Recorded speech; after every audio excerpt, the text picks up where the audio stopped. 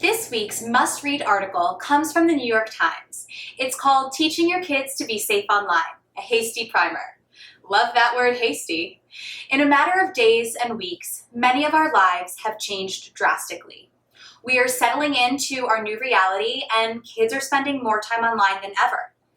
This article is written from the perspective of a busy working parent who at one time wasn't even planning to let her kids use devices until age 13, now allows her 5 and 8-year-olds to practically live on their family tablet.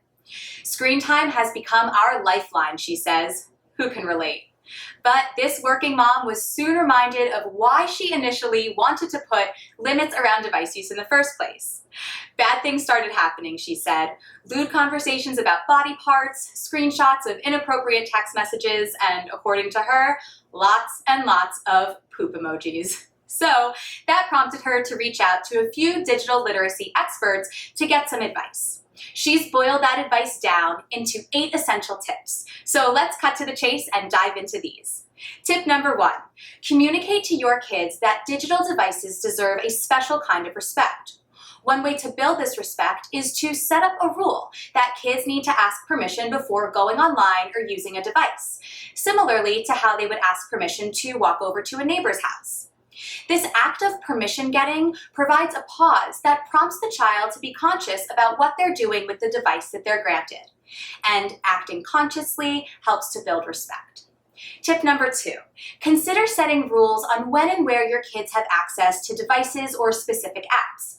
Think about which activities make the most sense for your child to do with minimal supervision while you're busy, like online reading, and which activities should only happen in a shared space where you're able to check in on them or keep an ear up for anything questionable that might come up, like when they're video chatting with their friends. Tip number 3, create a schedule for kids so that they can use their devices during periods when you can provide the most oversight. Obviously, this is easier said than done, so if you can't sync up your work schedule with your child's screen time, don't sweat it.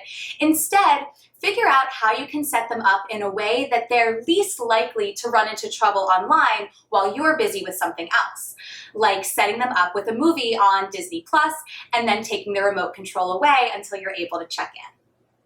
Tip number 4, consider a technology agreement for each child. We actually have a great family device agreement available now through our Discovery Club that you can download, talk through with your family, and customize with your own agreements that meet the needs of each child.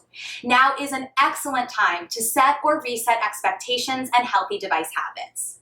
Tip number 5, be sure to talk to your kids about privacy or lack thereof and tone. It's crucial to explain to kids as early as possible that nothing they do on a device is ever private. Everything they do online lives forever in their digital footprint.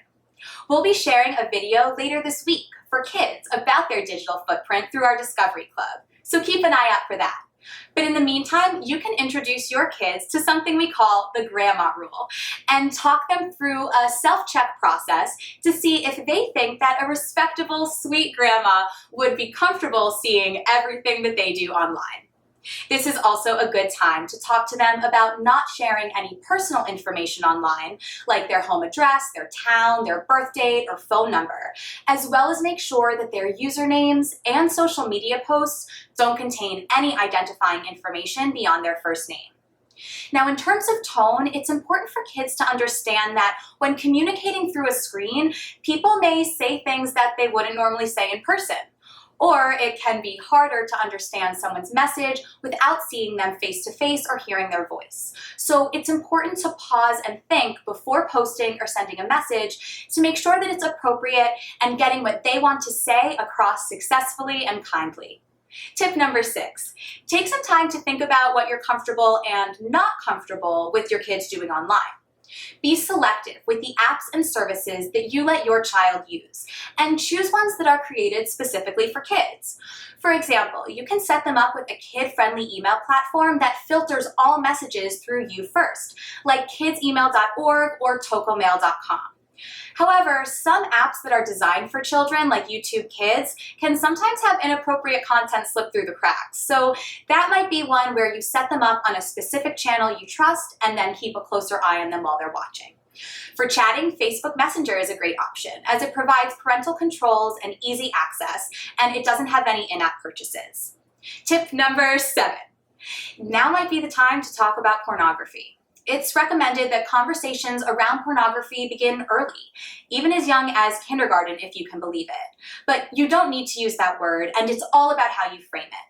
One suggestion is to explain to kids that just like how adults drink a lot of coffee or alcohol, and kids aren't supposed to, adults sometimes like to look at pictures or videos of people without clothes on. But this is something that, just like the coffee or the alcohol, would not be good for a kid's brain. Tell your kids that if they come across anything like this online, that it's important for them to tell you immediately so that you can make their device safer and make sure it won't happen again. And it's important to emphasize that they would never get in trouble and you would never be mad if something like this happened. But to minimize the chances of this happening, set them up with a kid-friendly browser like safesearchkids.com. And tip number 8, kids will be kids, including when they're online. It's time to accept that kids will engage with digital media in ways that might not always make sense to parents, but make total sense for their developmental level, like a video chat comprised only of fart noises or searching for images of people kissing. But as long as they're being safe and kind, and as long as you keep communication open about what they're doing, that's okay. We're living in unprecedented times, and the truth of the matter is, a lot of these kinds of conversations and inquiries were probably happening already, at recess or at a friend's house, but now it's on full display as we all practice social distancing at home. So loosen the reins a bit, but give them a safety net just in case they slip. Want to learn more about keeping your kids safe online? Check out the Discovery Club for more resources and activities on device expectations, digital footprints, privacy settings, and more.